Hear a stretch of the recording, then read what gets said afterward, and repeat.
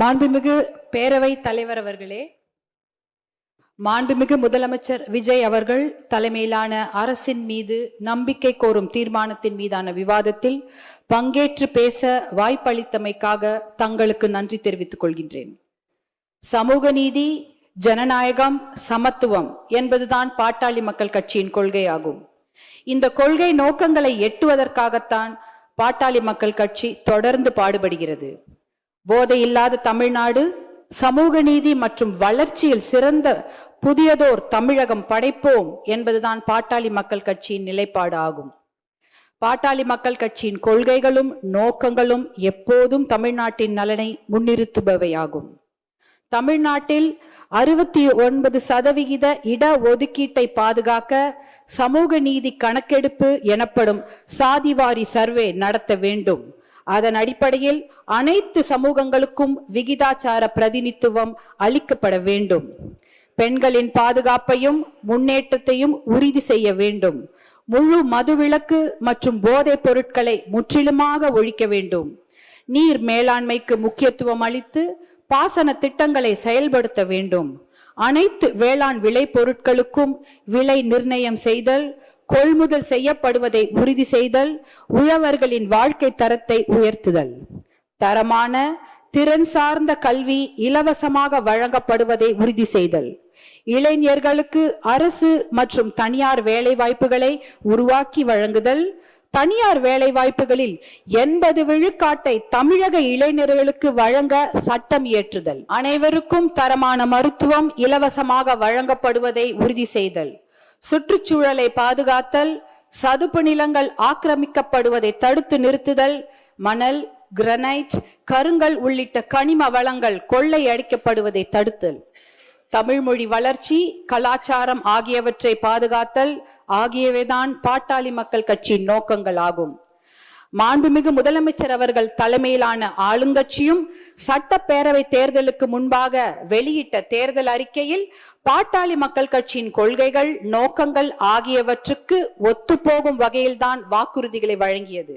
குறிப்பாக அனைத்து சமூகங்களுக்கும் விகிதாச்சார பிரதிநிதித்துவம் வழங்க சாதிவாரி சர்வே நடத்தப்படும், மகளிர் பாதுகாப்பை உறுதி செய்ய நடவடிக்கை, மது வணிகத்தை கட்டுப்படுத்த நடவடிக்கை, வேளாண் விளை பொருட்களுக்கு நியாயமான கொள்முதல் விலை, அரசு மற்றும் தனியார் வேலை வாய்ப்புகளை அதிகரித்தல், தனியார் துறை வேலை வாய்ப்பில் உள்ளூர் இளைஞர்களுக்கு 75% ஒதுக்கீடு வழங்கும் நிறுவனங்களுக்கு 2.5% GST மானியம், 5% மின்சார மானியம் வழங்கப்படும், நதிகள் இணைப்பு உள்ளிட்ட பாசன திட்டங்கள் செயல்படுத்தப்படும், மணல் கொள்ளையை தடுக்கவும் நடவடிக்கை எடுக்கப்படும் என்று தமிழகத்தின் ஆளுங்கட்சியும் வாக்குறுதிகளை அளித்திருக்கிறது.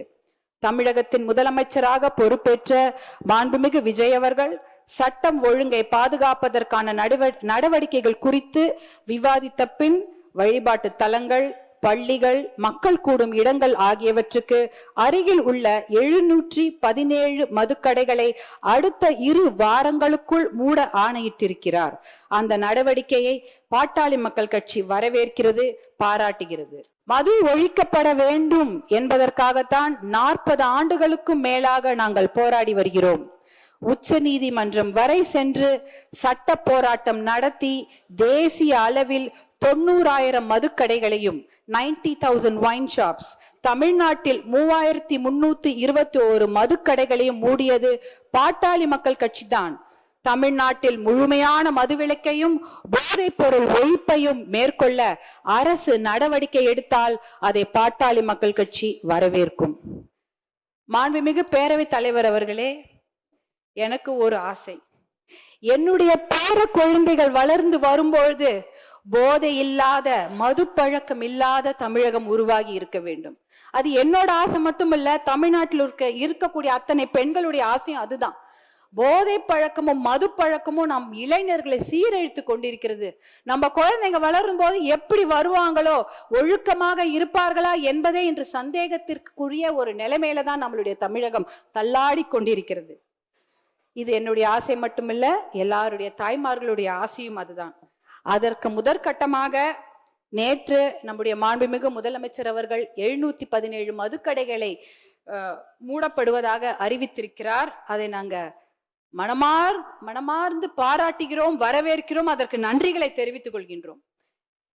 ஏன்னா நான் இந்த நேரத்தில் என் மீது அன்பு வைத்து பாசம் வைத்து என்னை இந்த சட்டப்பேரவைக்கு தேர்ந்தெடுத்த தர்மபுரி தொகுதி மக்களுக்கு என்னுடைய கோடானு கோடி நன்றிகளை இந்த நேரத்தில் தெரிவித்துக் கொள்கின்றேன். மது பழக்கம் என்பது அதிகமாகவும் மது வணிகம் என்பது அதிகமாகவும் இருக்கிறது. பர் கேபிட்டா கன்சம்ஷன் என்பது தர்மபுரி மாவட்டத்தில் அதிகமாக உள்ளது. Per capita consumption of alcohol, அதாவது மது பழக்கம், தனி மனிதருடைய மது பழக்கம் அதிகமாக இருக்கும் மாவட்டம் எது என்றால் அது தர்மபுரி மாவட்டம். அப்படிப்பட்ட அந்த நிலையில் முதற்கட்டமாக நீங்கள் 717 மதுக்கடைகளை மூட உத்தரவிட்டிருப்பது அது மிகப்பெரிய ஒரு விஷயம். அது பெண்கள் எல்லாரும் அனைவரும் வரவேற்கிறார்கள்.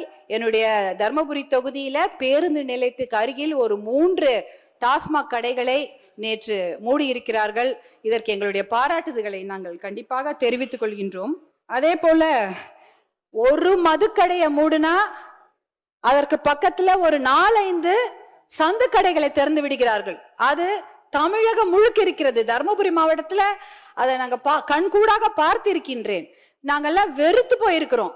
ஒரு கடையை மூடுனா பக்கத்துல 4 சந்து கடைகள் திறக்கப்படுகிறது. ஆகையால் நீங்கள் இதில் கண்காணிப்புடன் விழிப்புடன் இருக்க வேண்டும். ஏனென்றால் ஒரு கடையை மூடுனா அதை 4 கடைங்க திறக்கிறாங்க. அதை கண்டிப்பாக தடுத்து நிறுத்த வேண்டும். அப்படி இருந்தால்தான் நம்மளுடைய தமிழக இளைஞர்களை காப்பாற்ற முடியும். தமிழ் பெண்களையும் தமிழ் சமுதாயத்தையும் நாம் காப்பாற்ற வேண்டும். இதற்கு சஸ்டைன்ட் எஃபர்ட் தேவை, தொடர் முயற்சி தேவை. ஒரு கடையை மூடிட்டா மட்டும் பட்டாது. மது ஒழிப்புன்றது மிகப்பெரிய சப்ஜெக்ட். அதுக்கு எவ்வளவு நேரம் வேணா பேசலாம். ஆனா அந்த ஒரு கடையை மூடுனா இன்னொரு கடை திறக்காம பார்த்து கொள்ள வேண்டும். அதற்கு விழிப்புடன் தொடர் முயற்சி தேவைப்படுகிறது. அதையும் நாங்க இந்த வேண்டுகோளாக இப்ப சொல்கின்றோம். அடுத்ததாக பாத்தீங்கன்னா, என்னை போன்ற பெண்கள் படிப்பதற்கும் கல்லூரிக்கு போவதற்கும் வேலைக்கு போவதற்கும் இது போல சட்டமன்றத்தில் பேசுவதற்கும் ஏன் ஓட்டுரிமை பெறுவதற்கு கூட எத்தனை நூற்றாண்டுகள் ஆகிவிட்டது. எத்தனையோ நூற்றாண்டுகள் அந்த மாதிரி பெண்கள் வெளியே வர முடியாத ஒரு நிலைமை. ஆனா இன்னைக்கு அதையெல்லாம் மீறி பெண்கள் வந்து சாதித்திருக்கிறார்கள். படிக்கிறாங்க, கல்லூரிக்கு போறாங்க, வேலைக்கு போறாங்க. இப்படி மாமன்றத்தில் வந்து பேசக்கூடிய அத்தனை விஷயங்களும் நடந்து கொண்டிருக்கிறது. ஆனால் இந்த போதை பழக்கம், மது பழக்கம் இருக்கும்போது எந்த பெண்களுக்கும் பாதுகாப்பில்லாத ஒரு நிலைமை. டாஸ்மாக் கடையை தாண்டும் போது ஒரு பெண்ணும் தலை குனிந்துதான் போவாங்க. ஏன் தெரியுங்களா? அந்த பக்கத்துல தலை நிமிந்து பார்த்தா யாராவது ஐ கான்டாக்ட் வந்துருச்சுன்னா என்ன மாதிரி விமர்சனங்களை தாங்க வேண்டுமோ, எப்படி கேலி பண்ணுவாங்களோ, யாராவது தப்பா சொல்லுவாங்களோ, பேசுவாங்களோன்னு பயந்து கொண்டு தலை குனிந்து போய் கொண்டிருப்பார்கள். இந்த பக்கம் அந்த பக்கம் பார்க்கவே மாட்டாங்க, அப்படியே போவாங்க. ஏன் இந்த நிலைமை? ஒரு வீட்டுல இருந்து வெளியில வரத்துக்கே எங்களுக்கு இவ்வளவு நாள் ஆச்சு. திருப்பி எங்களை கொண்டு போய் வீட்டிலே உட்கார வைக்கிற அந்த நிலைமையை கொண்டு வந்தது இந்த போதை பழக்கம் தான், மது பழக்கம் தான். இந்த கற்காலத்துக்கே எங்களை கூட்டிக் கொண்டு போய்விடுவார்களோ என்ற பயம். ஏனென்றால் இன்றைக்கு பெண்கள் பாதுகாப்பு மிகப்பெரிய கேள்விக்குறியாக இருக்கிறது. வெளியில படிக்கிறதுக்கு அனுப்புறதுக்கு பயம், ஹாஸ்டலுக்கு அனுப்புறதுக்கு பயம், வேலைக்கு வெளியூருக்கு அனுப்புறதுக்கு பயம். வேலைக்கு போன பொண்ணு பத்திரமா பேருந்துல இருந்து வீட்டுக்கு வருவாங்களா, இல்ல தொடர்வண்டி நிலையத்துல ஏதாவது நடக்குமா, பத்திரமா இரவு வீடு வந்து சேருவார்களா, இப்படி எதற்கு எடுத்தாலும் பயம் பயம் பயம்தான்.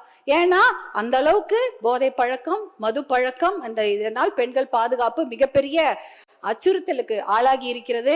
இதை தடுப்பதற்காக சிங்கப்பெண் என்ற ஒரு தனி பிரிவை முதலமைச்சர் அவர்கள், மாண்புமிகு முதலமைச்சர் அவர்கள் ஏற்படுத்தி இருப்பதற்கு எங்களுடைய மனமார்ந்த நன்றியை தெரிவித்துக் கொள்கின்றோம்.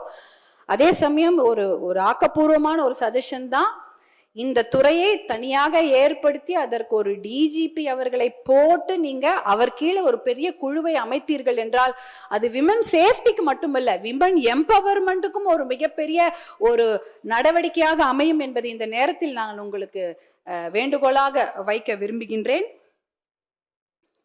பாட்டி வீட்டுக்கு பத்திரமா போயிட்டு வரணும் குழந்தைங்க. அதுதான், ஒரு பாட்டி வீட்டுக்கு போற குழந்தைய கூட இன்னைக்கு பாலியல் வன்கொடுமை, கூட்டு பாலியல் வன்கொடுமை போன்ற கொடுமைகள் நிகழ்ந்து கொண்டிருக்கிறது. அதை தடுத்து நிறுத்த வேண்டும். ஒரு பெண்ணா அதை தான் என்னால கேட்க முடியும். அந்த அளவுக்கு மனம் குமிறி போய் கடக்கிறோம் நாங்கெல்லாம்.